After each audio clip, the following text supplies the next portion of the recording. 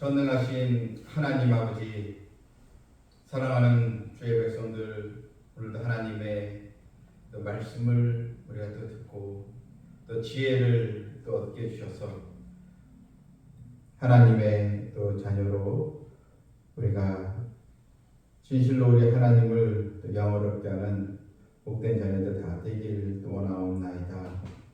오늘 2024년도도 거의 다 이제 지나가면서 10월 달에 벌써 접어들었습니다. 우리가 연초에 세웠던 하나님께 우리가 또 기도하며 또 신앙의 다짐을 했던 것들 우리가 얼마나 또 순종하며 또 실천하며 나가고 있는지요. 다시 한번 성령의 강건하신 또 역사를 말미암아 우리가 더 주님의 은혜를 더 사모하고 또 영성 있는 신앙으로 나갈 수 있도록 인도하여 주시옵소서. 오늘 주시는 말씀을 통하여 모든 구원 역사의 중심이 되으신 우리 주님을 진심으로 사랑하고 또 주님의 그 발자취를 더 따라가는 자녀 다 되게 하여 주시옵소서. 예수님의 이름으로 기도하옵나이다. 아멘. 313장입니다.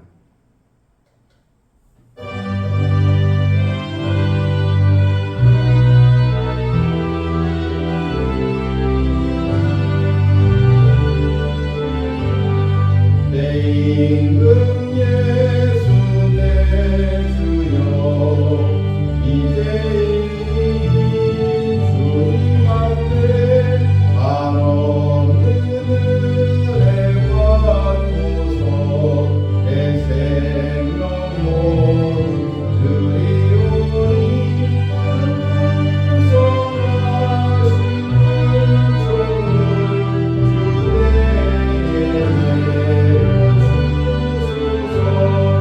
임금 예수 내 주여 내 어무는 덮으시고 주 십자가에 흘리신 그 피를 믿는 마음으로서 내 중한 죄를 사하여 장평한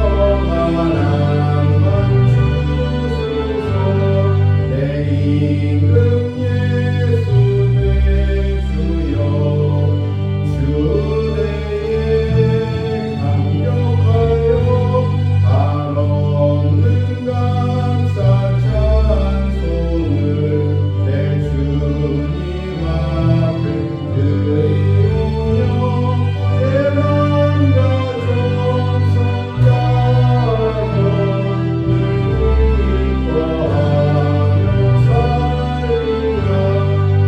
임금 예수 내 주여 이 마음과 이 전하고 옷배 피로 감추고 주 친히 사신 것이오니 나 이제 살아 죽으나 따라 살리라.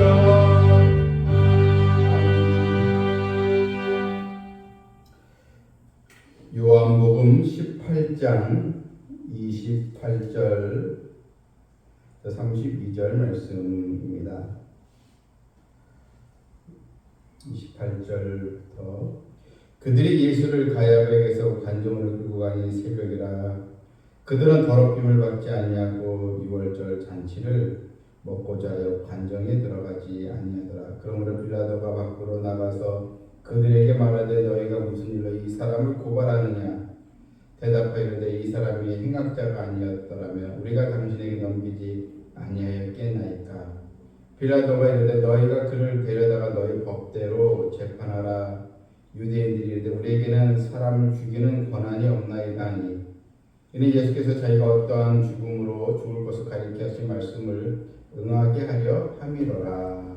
아멘. 바리새인들 또는 유대인들이 예수님을 이제 대제사장 가야바에게서 이제 빌라도가 있는 이 관정으로 이제 끌고 이제 갔습니다. 그때 이 예수님을 일종의 이제 법정에 끌고 간 건데 그 시간대가 이 새벽입니다. 예수님을 굳이 이 법정인 이 관정에 이 새벽 시간에 이동해서 주님을 끌고 간 이유가 무엇입니까? 여기서 이 새벽은 지금의 약 3시에서 6시 사이를 이제 말합니다. 여러분 오늘날에도 이 법원이나 법정에서 새벽에 신문하는 경우는 없습니다. 다 오전 또 9시 이후에 하게 되지 않습니까? 근데 새벽에 이런 예수님을 신문하고자 했던 이유가 무엇입니까? 그 시간에 유대인의 최고 의결 기구인 산헤드린 공의회를 소집할 수 없는 그런 시간대였습니다. 그런데 이 유대인들은 어떻게 해서든 예수님을 자신들의 임의대로 사형에 이제 처하게 하려고 빌라도에게 끌고 이제 간 것입니다. 이런 상식을 이제 벗어나서 어떻게 해서든 주님의 흠을 잡고 주님을 죽이려고 하는 그런 의도가 있기에 일부러 새벽에 이제 끌고 간 것으로 우리가 볼 수 있습니다.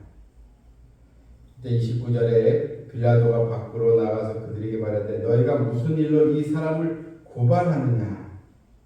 사실 빌라도도 주님을 몰라서 이렇게 말한 것이 아닙니다. 왜냐하면 이미 겟세마네 동산에서 가룟 유다를 앞세워 예수님을 잡으려고 왔을 때 거기에는 로마의 군인도 있었기 때문에 이 빌라도가 모를 리가 바로 없는 것입니다. 그런데 왜 이 사람을 고발하느냐 이렇게 얘기한 것은 나름대로 형식적으로 이 법적인 절차대로 물었던 것으로 볼 수 있습니다. 이때 바리새인들 유대인들이 이 사람의 행악자가 아니었다면 우리가 당신에게 넘기지 아니었겠나이까. 예수님에 대해 이 사람은 정말 중한 죄를 지은 행악자인데 너무나 큰 또 죄를 지었기에 당신에게 끌고 온 것이 아닙니까? 이렇게 이제 이야기를 한 것입니다.